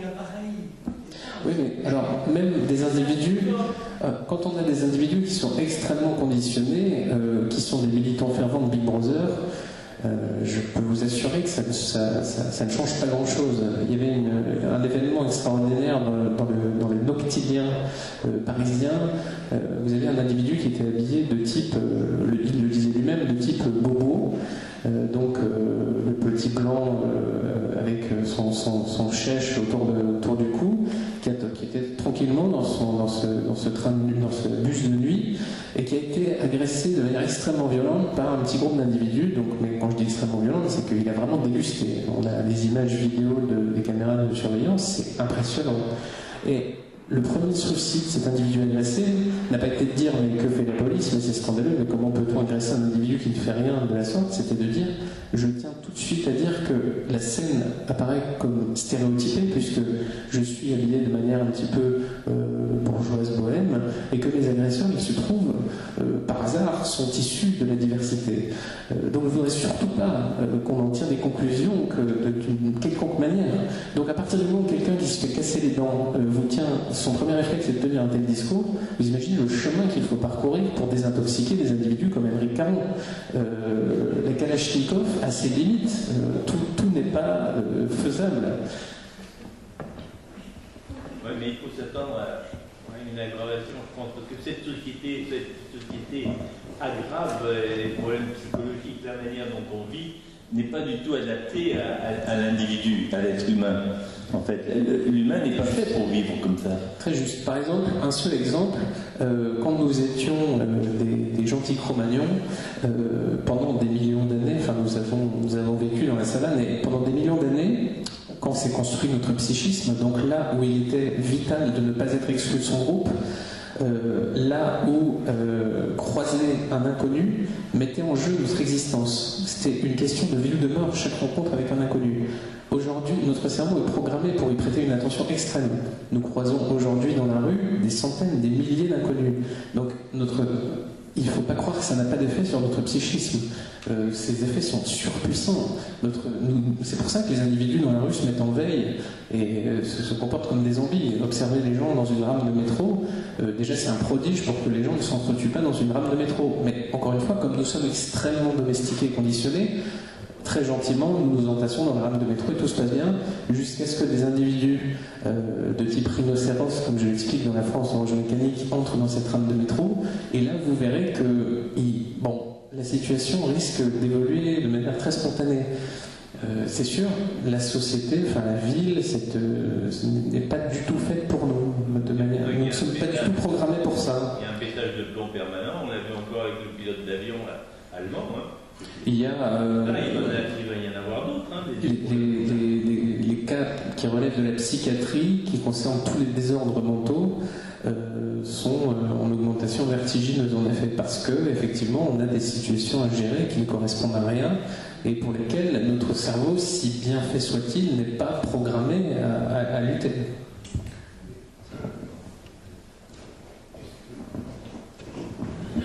Oui, petite question. Est-ce qu'on ne pourrait pas finalement dire que le Big Brother que vous dénoncez très justement, est-ce que finalement c'est pas le marché tout simplement? C'est-à-dire par exemple la logique qui consiste à dire qu'un homme est égal d'une femme, dans le cas du gender, pour faire simple. Bon, pourquoi finalement on arrive à des absurdités comme celle-là? Je ne pense pas que ce soit parce que personne n'est pas capable de voir de ses propres yeux une différence entre un homme et une femme, mais parce qu'on est en face d'un marché et d'un consommateur. Et qu'il faut donc niveler le consommateur et le mettre en égalité. Au même titre que dans tous les domaines, par exemple on parlait d'histoire tout à l'heure, l'histoire qui n'est plus enseignée, de la même manière, est-ce que finalement on n'est pas en face d'un marché? C'est-à-dire qu'il faut rendre commercialement accessible et en phase avec les réalités d'aujourd'hui, une réalité qui n'avait strictement rien à voir parce que le marché l'exige. Alors moi je crois que c'est pas vraiment. Qu'en pensez-vous? C'est pas vraiment Monsieur Moyen qui s'adapte au marché, mais c'est plutôt le marché qui s'adapte aux désirs de Monsieur Moyen. L'animal domestique a ses désirs, ses pulsions, et justement ce système, ces individus très intelligents qui font des études brillantes en communication apprennent exactement comment cerner l'animal domestique que nous sommes et ses désirs, ses pulsions, et à les rendre lucratives, rentables. Ça, les gens savent très bien le faire. Et d'ailleurs, tous, dans tous les secteurs, réfléchissent à peu près de la même manière. C'est vrai que quelqu'un qui vous vend un produit, qui vous vend un baril de lessive, ou alors qui vous vend un slogan politique, raisonne exactement de la même manière. Quelle fibre émotionnelle il va toucher, comment il va conditionner l'individu, et ces individus sont forts. C'est ce qui, ils ne réfléchissent pas, enfin, rien ne doit au hasard. Et quand quelque chose fonctionne, on le réutilise et on l'améliore indéfiniment. Et Monsieur Moyen se fait avoir comme un bleu systématiquement. Ça, c'est dans sa nature. C'est très difficile de s'armer pour lutter contre ça.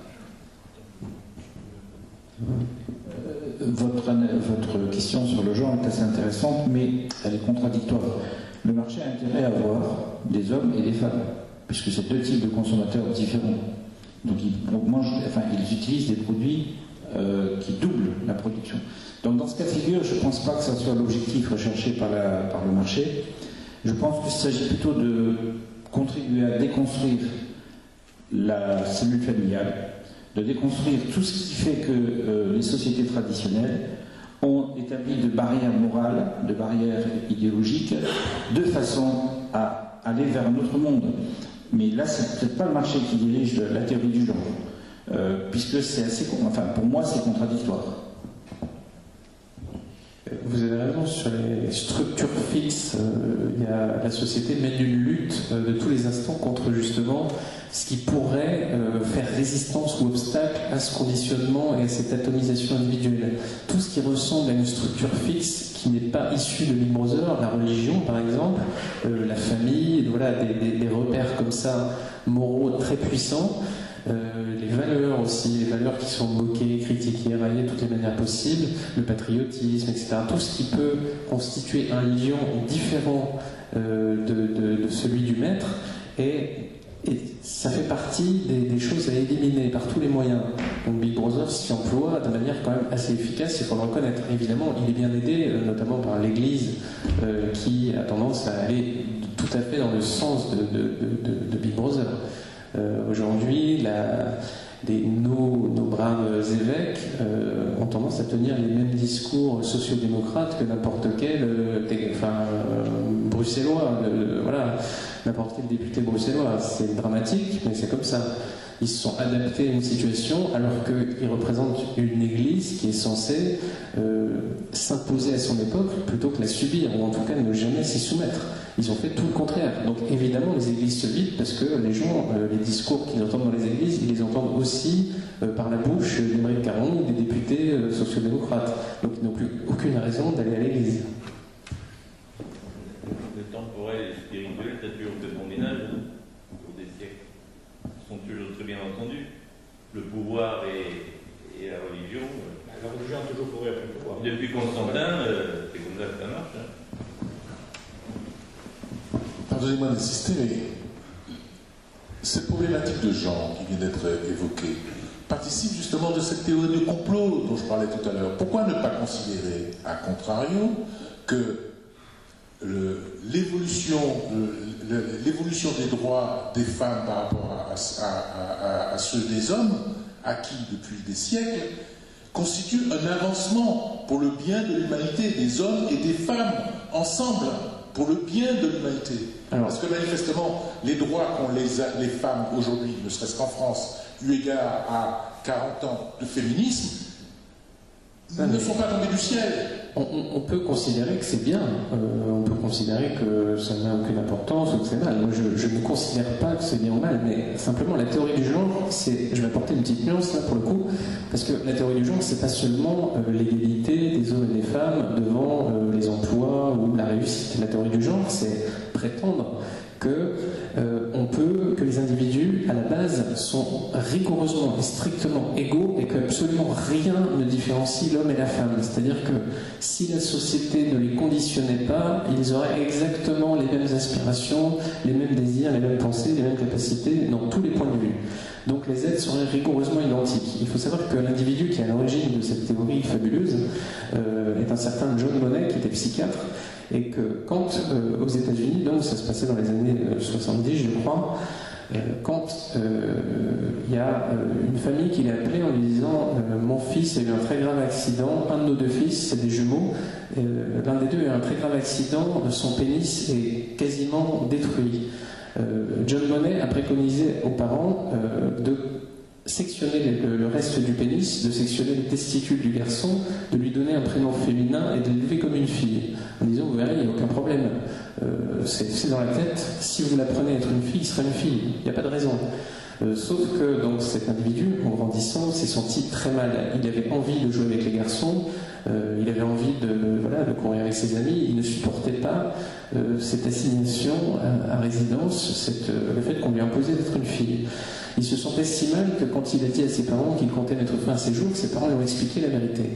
Ils ont dit, écoute, voilà ce qui s'est passé. Et là, il a raconté, ce petit garçon, que tout s'est illuminé, que c'était évident qu'il n'avait jamais été une fille, qu'il avait toujours été un garçon. Sauf que les dégâts psychiques engendrés étaient tels que ce malheureux s'est suicidé, que son frère jumeau a fini par en faire autant. John Monnet, donc, qui est à l'origine de cette théorie du genre, a accusé l'extrême droite de tenter de le nuire et a toujours défendu son rôle dans cette affaire. John Monnet est cité en exemple par tous les grands théoriciens du genre. Najat Vallaud-Belkacem, par exemple, adore Judith Butler qui se revendique de John Monnet. Et le but n'est pas un programme égalitaire de donner un égal accès aux chances aux individus, c'est un but vraiment d'égaliser, de nier la différence justement qui pourrait faire la richesse de cette société, de prétendre que tous les individus sont équivalents. Moi je trouve que c'est pas une excellente idée. J'ai pas envie que les individus soient rigoureusement les mêmes, qu'ils aient tous les mêmes chances évidemment, mais qu'ils soient les mêmes, là ça pose un problème. Surtout que certaines féministes en sont, comme je le montre dans ce livre, au point d'admettre qu'effectivement il y a des différences entre les sexes qui sont dues aux hormones et que donc par conséquent il faut égaliser hormonalement les individus in utero, c'est-à-dire les femmes doivent cesser d'engendrer, de se reproduire, de faire des bébés. Les bébés doivent être conçus de manière purement artificielle dans des centres spécialisés, dans des usines à bébés en fait, et tous les individus, tous les fœtus seront opérés, subiront des injections hormonales pour être équivalents, c'est-à-dire il n'y aura plus d'hommes ni de femmes, tout le monde sera, je sais pas, il faudra inventer un terme neutre. Et donc, tout ira mieux, il n'y aura plus aucune discrimination, tout le monde sera heureux. Moi, ce monde-là ne m'enthousiasme pas des masses. Et le fait que cette théorie soit dominante dans le milieu universitaire français, donc le milieu universitaire français qui rédige les manuels scolaires, qui impose son expertise à ce qu'on enseigne à nos enfants, je trouve ça plutôt inquiétant. Et ça fait partie justement de ces morales qui deviennent un peu folles, de toujours chercher à aller plus loin dans l'égalisation des individus. À mon avis, c'est une folie. Le problème, c'est que ces théories sont dominantes et que c'est dangereux et qu'on tente de les dissimuler aujourd'hui. À propos des bébés qu'on fabrique artificiellement, M. Huxley avait déjà mis la chose dans ses ouvrages, je me souviens. Il a vu avec beaucoup de lucidité ce qui pouvait nous attendre. Mais il faut savoir qu'en Suède, par exemple, dans les dictionnaires, maintenant, il y a un article qui qualifie la neutralité. C'est-à-dire qu'il y a il, elle, et il y a, je ne sais plus quel est l'article en question, mais il y a une manière de désigner les individus de manière asexuée. Qu'on donne à certains enfants des prénoms neutres. Je me souviens d'un individu qui s'appelait Pop et auquel on n'a pas donné d'informations sur son sexe. On l'a élevé en lui expliquant que comme si les sexes n'existaient pas en réalité. On l'a laissé choisir. Là, c'est nier vraiment l'existence de la sexualité. C'est quand même assez monstrueux et ces théories sont tout à fait en vogue.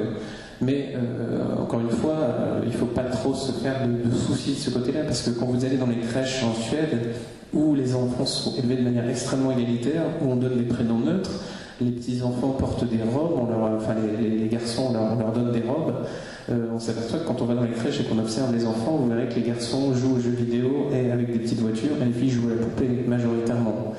Et aux grandes dames des professeurs et des parents qui cherchent absolument à les conditionner. C'est ça qui est amusant, c'est qu'aujourd'hui nos sociétés sont extrêmement égalitaires. Les parents ont tendance à montrer l'exemple, à dire aux petites filles tu peux faire ce que tu veux, il n'y a pas de problème, si tu aimes les camions, t'aimes les camions, je ne m'oppose pas à ce choix souverain qui est le tien.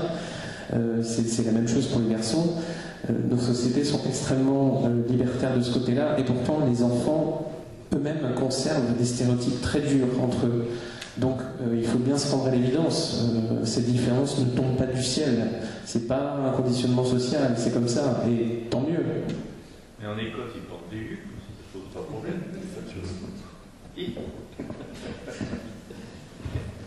En fait, je voulais juste dire quelque chose, c'est que le marxisme culturel a engendré le marxisme idéologique. Voilà, par rapport aux théories. Très juste. très juste. Et c'est vrai qu'encore une fois, toujours, ce souci égalitaire à outrance, il convient très bien à nos aspirations d'animaux domestiques, puisque un individu qui s'estime médiocre a tendance à appeler de ses voeux l'égalité universelle, parce qu'il voit toujours le voisin qui a une voiture un peu plus grosse que la sienne, et il a toutes les raisons d'admirer celui qui est en au-dessus et de dire mais moi j'ai le droit à le fameux principe de droit, c'est-à-dire que simplement parce que j'existe, j'ai quantité de droits inaliénables, celui d'avoir une grosse voiture, au moins aussi grosse que le voisin, en tout cas qu'on ait tous la voiture de la même grosseur. Parce que celui qui en a une un peu plus grosse, c'est un salaud, il faut faire payer les riches, et c'est un exploiteur, il a triché d'une manière ou d'une autre. Il ne peut pas avoir plus de talent, c'est forcément un usurpateur, parce qu'on a tous le même talent de naissance. Donc voilà, dans quelle société, et évidemment, comme il y a toujours beaucoup plus d'individus qui se sentent en dessous qu'au-dessus, on regarde toujours vers le haut, on ne regarde pas vers le bas, et on a tendance à désirer cette égalité, sauf que sans voir évidemment les conséquences désastreuses qu'elle a.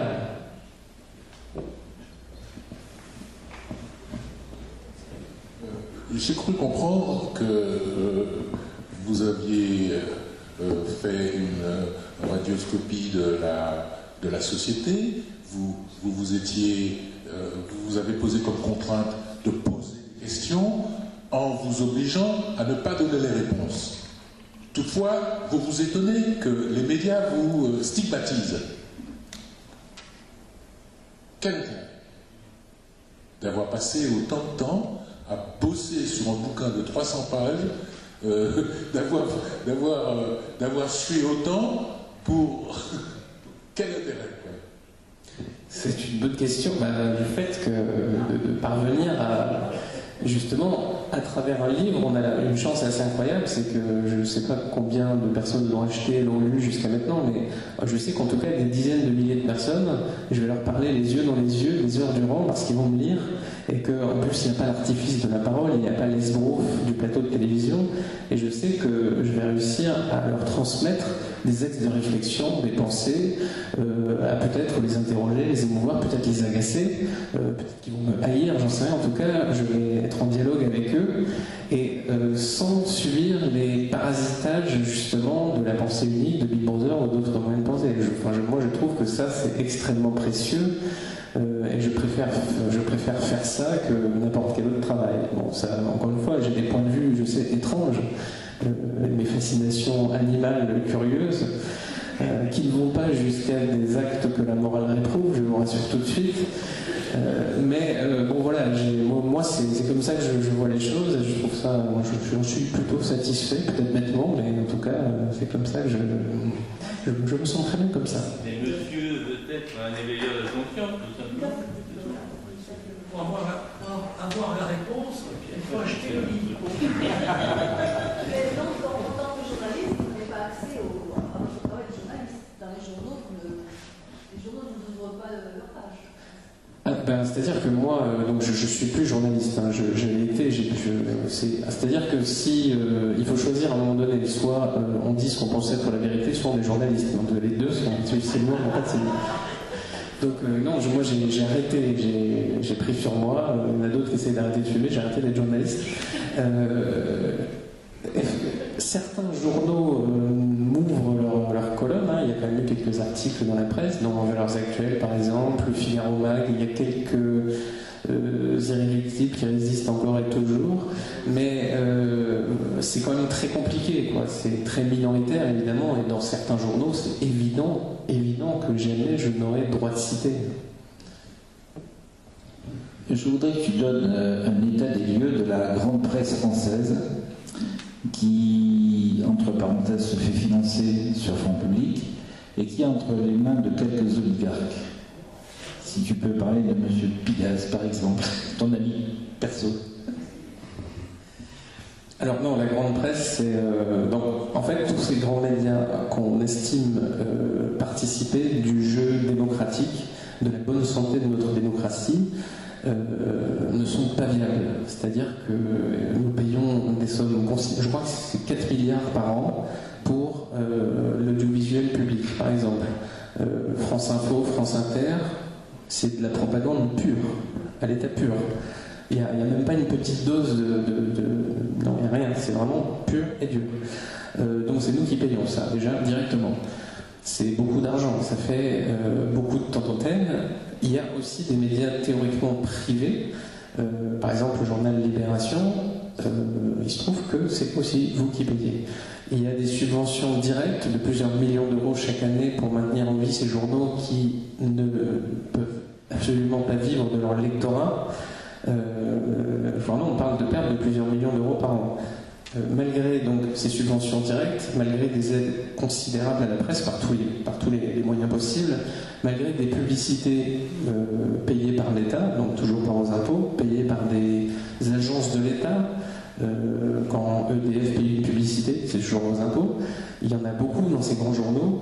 Il y a un système d'abonnement, c'est-à-dire que, par exemple, je ne sais pas, le service public a tendance à s'abonner massivement au journal Le Monde, par exemple. Le Monde, il est dans toutes les bonnes universités, dans toutes les bibliothèques de France. C'est un moyen, encore une fois, de faire vivre artificiellement des journaux que plus personne ne lit.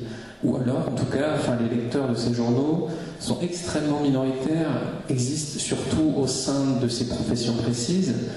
Mais encore une fois, c'est une manière pour le pouvoir de dire, regardez, il y a une presse d'opposition qui existe, qui est réelle, et en plus, on a des mécènes, les individus qui participent de cette fameuse compétition morale et qui se disent ça fait bien d'acheter un journal. C'est comme, je ne sais pas, de donner pour la fin dans le monde ou de participer au Téléthon ou d'acheter un journal, ça fait bien. Moi, j'ai sauvé Libération, bravo, chapeau. Tu participes à la liberté d'expression. Ce que tu fais est très noble. Sauf que du coup, on a une poignée d'individus, encore une fois, qui concentrent entre ses mains toute la presse française. Ces individus, c'est ça qui est frappant, c'est que quelqu'un qui possède Libération peut demain posséder le Nouvel Obs et après-demain posséder Le Monde, il n'y a aucun problème. Les individus qui dirigent ces journaux peuvent être à la tête de telle rédaction, le lendemain à la tête de telle autre, et le surlendemain encore une autre. Tout ce monde est totalement artificiel et est censé donner une illusion de pluralité. Sauf que, encore une fois, théoriquement, la bonne santé de la démocratie, ce serait que des journaux vivent uniquement de leur lectorat. Donc correspondent en tout cas que ce qu'il y a dans les colonnes des journaux corresponde à une certaine réalité. Parce que le problème, c'est que quand les gens voient que dans le journal on leur raconte n'importe quoi, ils arrêtent d'arrêter le journal. C'est dramatique. Apparemment, ça n'arrête pas Libération. Parce que justement, ils ont des moyens de continuer quand même à avoir une influence, au moins dans le milieu médiatique, de cette manière. De manière extrêmement subventionnée. Par exemple, la presse locale, eux, ils ont quand même déjà beaucoup plus besoin de, au moins, ne pas dissimuler certaines vérités. Parce que sans ça, eux, ils dépendent encore trop de leur lectorat. Donc c'est obligé de dire quand même, oui, il y a quelques faits divers. Il ne faut pas se le cacher, ça existe. Comme ça, ils sont encore achetés et donc ils survivent. Mais globalement, la situation est assez catastrophique, extrêmement concentrée. La liberté d'expression du journaliste n'existe pas, évidemment. Ne croyez surtout jamais, ne vous mettez jamais en tête que vous pouvez changer une rédaction. C'est toujours la rédaction qui vous changera. Si vous n'êtes pas content, vous partez, c'est terminé. Tous les papiers des journalistes sont relus toujours, coupés, censurés, arrangés, et il suffit de quelques coups de fil. Les hommes politiques sont tous amis des grands investisseurs qui tiennent les journaux. D'ailleurs, quand ils vendent ces fameux journaux, souvent ça fait partie d'un contrat global.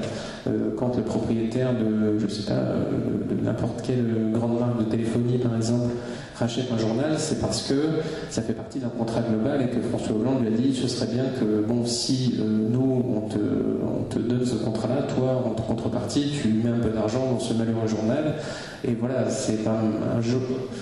Voilà, exactement, c'est un joli jeu de dupes. Et même si cette presse peut donner par moments l'impression de s'opposer à certains individus qui représentent le pouvoir, c'est absolument illusoire. Cette presse est toujours contre la volonté populaire. C'est ça le critère fondamental, c'est de constater que ces gens, même s'ils se font la guerre entre eux, c'est un panier de crabes, c'est vrai, dans le panier tous les crabes se tiennent par la pince, ils ont tous de quoi se faire tomber les uns les autres, mais en attendant, ils ont beau se faire la guerre entre eux, ils sont quand même tous très loin des aspirations populaires. Il y a un exemple qui est très intéressant, c'est ce qui est arrivé à Charlie Hebdo. Charlie Hebdo qui tirait à une certaine époque à des centaines de milliers d'exemplaires, à la veille des attentats, je crois qu'ils tiraient même pas 20 000 exemplaires. Ils ont lassé leur lectorat, le moins qu'on puisse dire, ils ont perdu complètement leur lectorat pour des raisons X, Y, Z. Et ce qui est assez intéressant aujourd'hui, c'est que avec la manne financière qu'ils ont touchée, parce que ça se chiffre à 20 millions d'euros, je crois, un chiffre comme ça, ils en sont à se bouffer les foies pour récupérer la manne, quoi. Donc si c'est ça la presse libre, voilà. Et si je peux me permettre, la blague sale de la soirée, le 7 janvier, ils ont tiré à 11 exemplaires. C'était, je sais, voilà. On peut se permettre une blague très mauvaise de temps en temps. Oui, oui, on s'en fera pas. Est-ce qu'il y a encore des questions? On a un petit peu de temps, mais si... Pourquoi considérez-vous Je suis Charlie comme une injonction à l'indignation? Comme vous l'avez dit déjà, c'est un mouvement qui n'est pas spontané. Vous avez immédiatement, enfin de toute manière, les réactions comme ça de foule sont quand même éminemment suspectes. Que tous les individus comme ça se retrouvent du jour au lendemain derrière un journal qu'ils ne connaissaient quasiment pas, d'ailleurs qu'ils ne connaissent pas, que personne n'avait lu, derrière, encore une fois, François Hollande et son orchestre pour finalement applaudir les messages gouvernementaux. Moi, je pense qu'il y a eu quand même dans l'opinion une peur, là pour le coup, une inquiétude réelle, une incompréhension. Et donc, ces individus ont senti le besoin, vous savez, encore une fois, quand vous avez des agneaux qui pèsent tranquillement dans un pré, quand un prédateur pointe le bout de sa truffe, les moutons ont tendance à se regrouper de manière spectaculaire derrière le berger, même si le berger s'appelle François Hollande. C'est une réaction un peu épidermique.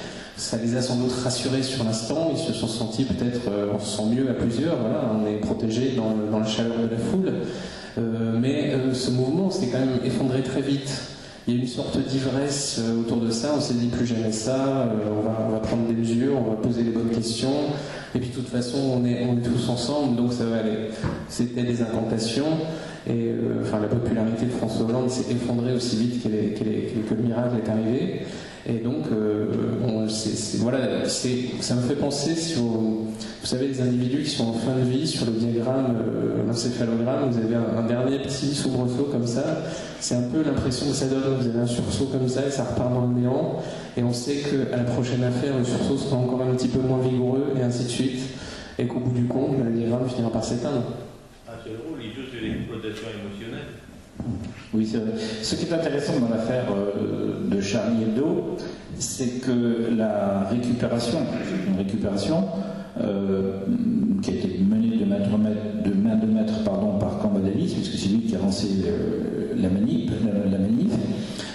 cette récupération a complètement fait oublier qu'il y avait des responsables.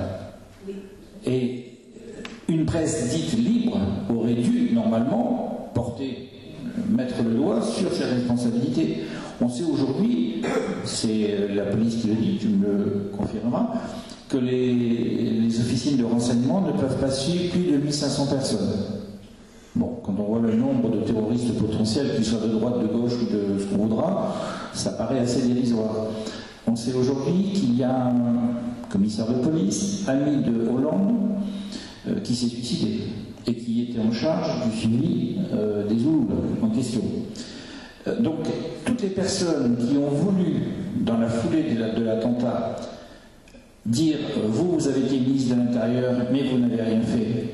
Vous avez été président de la République, vous avez serré la paluche à un ancien repris de justice, vous avez même reçu à l'Élysée, que vous avez présenté comme étant un monsieur parfaitement intégré. Vous permettez de défiler, mais c'est prendre les gens pour des idiots. Aucun journaliste, je parle de cette presse, parce qu'il y a eu des gens, des quelques voix qui se sont, élevés, aucun journaliste n'a fait cette critique. Et c'est là où on voit que le système est parfaitement rodé, c'est que, quelle que soit la responsabilité des hommes politiques dans cette affaire, ils ont récupéré dans un premier temps, c'est vrai. Il y a une belle illustration, c'est Bernard Cazeneuve. Je suis désolé de revenir sur cet individu, mais Bernard Cazeneuve, qui me fait penser au chauffeur de Lady Di. Je ne sais pas si vous vous souvenez, Lady Di, c'était le mec bourré qui s'était encastré dans le pylône. Je trouve que physiquement, Bernard Cazeneuve a exactement la même tête. Bref, parenthèse. On avait dit pas les habits. Alors, Bernard Cazeneuve, donc, en pleine actualité Charlie Hebdo, nous assure, avec un aplomb, vous savez, cette détermination gouvernementale si chère à François Hollande, nous assure qu'il n'y a aucun lien entre la fusillade de Montrouge et les frères Cauchy. Je suis le ministre de l'Intérieur, je sais ce que je dis, il n'y a aucun lien. Bon. Sauf qu'on apprend moins de 24 heures plus tard que, évidemment, les Kouachi et les Koulibaly, il y a plus que des liens depuis des années. Mais en attendant, donc on s'imagine, dans un pays normal, au Japon, je pense que le Premier ministre se met un pistolet dans la bouche dans la seconde qui suit. Dans un pays normal, il démissionne ou il est foutu dehors dans la seconde. En France, Bernard Cazeneuve a gagné des points de popularité. Parce que les gens ont trouvé qu'il avait bien géré la crise. Ça, c'est quand même démonstratif, et là, pour le coup, on peut accuser personne d'autre que M. Moyen, de dire, mais qui, en France, a pu croire une telle chose? Qui a pu croire que François Hollande maîtrisait la situation? Il y a des choses, il y a des phénomènes comme ça, absolument surnaturels. C'est comme le succès d'Anne Romanoff, il y a des choses que la science ne peut pas expliquer. J'ai pas de réponse. Oui, mais je pense que M. Moyen, il était conforté parce qu'il lisait ce qu'il voyait à la télévision. Et donc il a absorbé ce qu'on lui a dit. Et par conséquent, il n'a pas forcément cet esprit critique. Voilà. Et puis, on ne peut pas demander à tout le monde aussi d'être 24 heures sur 24, l'œil perçant, etc. etc.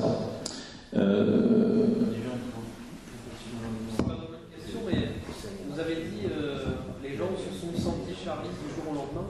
Je ne sais pas comment c'était ailleurs, mais à Bordeaux, ça n'a pas attendu le lendemain. Pardon. À Bordeaux, ça n'a pas attendu le lendemain. En fait, les attentats ont eu lieu en fin de matinée. À Bordeaux, moi je me souviens que je suis sorti du travail.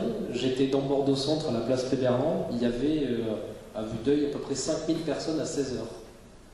Oui, mais c'est donc les réactions de masse spontanées. Après, c'est un peu partout en ville. Il y avait des panneaux avec les Je suis Charlie. J'ai vu dans des lieux publics, j'étais dans un cinéma, à l'entrée du cinéma, il y avait un panneau de 1 mètre sur 1, Je suis Charlie, ce soir à 16h30, tous à tel endroit. J'ai trouvé ça vraiment... Mais dès qu'il se passe vraiment quelque chose dans notre société d'événementiel qui ne parle que d'événements en permanence, évidemment ça surprend. Quand il y avait eu le 11 septembre aux États-Unis, spontanément beaucoup de gens étaient sortis dans la rue pour en parler. Il y a un besoin immédiat de vider l'abcès parce qu'il se passe quelque chose. Donc je sais que ça paraît complètement aberrant qu'il se passe quelque chose dans une société si bien réglée. La façon dont je l'ai vu, moi je me suis dit mais c'est pas possible. Faire imprimer une affiche comme ça se fait pas en 2 minutes. Quoi. Il y a une spontanéité réelle, hein, ce sont des vrais gens. Moi j'ai vu des gens se battre pour avoir un exemplaire de Charlie Hebdo de mes yeux. J'étais dans le même état d'angoisse métaphysique que vous, mais je comprends pas, moi ça. D'accord, mais quand les Israéliens massacrent pendant un mois les Palestiniens, vous n'avez pas les gens qui descendent dans la rue dire je suis palestinien. C'est un sujet qui n'a pas encore été abordé ce soir, qui peut être désopérant aussi. Tout le monde s'en fout. Voilà. Alors, mais ce sont des émotions sélectives. Ceci dit, pour les Palestiniens, il y a eu des manifestations à Paris qui ont très vite dégénéré à l'époque. Est-ce qu'il y a d'autres questions? Pas de questions? Bon. Avant de conclure, je voudrais vous dire, pour ceux qui ne le savent pas et pour les autres, je vous invite à parcourir régulièrement les médias de réinformation, parce que nous avons aujourd'hui la chance, enfin quand je dis nous, c'est-à-dire notre courant de pensée, a aujourd'hui la chance de pouvoir accéder via Internet notamment, je pense à TV Liberté, à Vie de Touche, etc., à des organes de réinformation qui font un travail de plus en plus efficace. Et ce qui nous permet à nous, Monsieur le Français Moyen, d'avoir ainsi des argumentaires et d'avoir une vision plus critique du monde dans lequel on est. Avant de rendre la parole à Laurent pour une conclusion, je voudrais aussi rappeler que le mardi 5 mai, si j'ai bien compris, à l'Athénée à 20h, c'est ça? Donc le cercle Amitié Française reçoit, on l'espère, un certain Éric Zemmour pour son livre Le suicide français, sachant que cette réunion a été reportée 2 ou 3 fois, je crois. C'est ça. Voilà. Donc, sous toute réserve, vous pouvez noter le 5 mai. Alors, j'ai pas de. Vous savez, je suis pas spécialement doué dans l'art oratoire, donc j'ai pas prévu de conclusion géniale, donc vous m'en excuserez. Simplement, je peux vous déconseiller totalement d'aller voir Éric Zemmour, qui à mon avis est un personnage exécrable, qui fait des amalgames, et c'est scandaleux, et il n'est pas pour l'amitié entre les peuples. Voilà, tout ce que je peux vous dire pour conclure.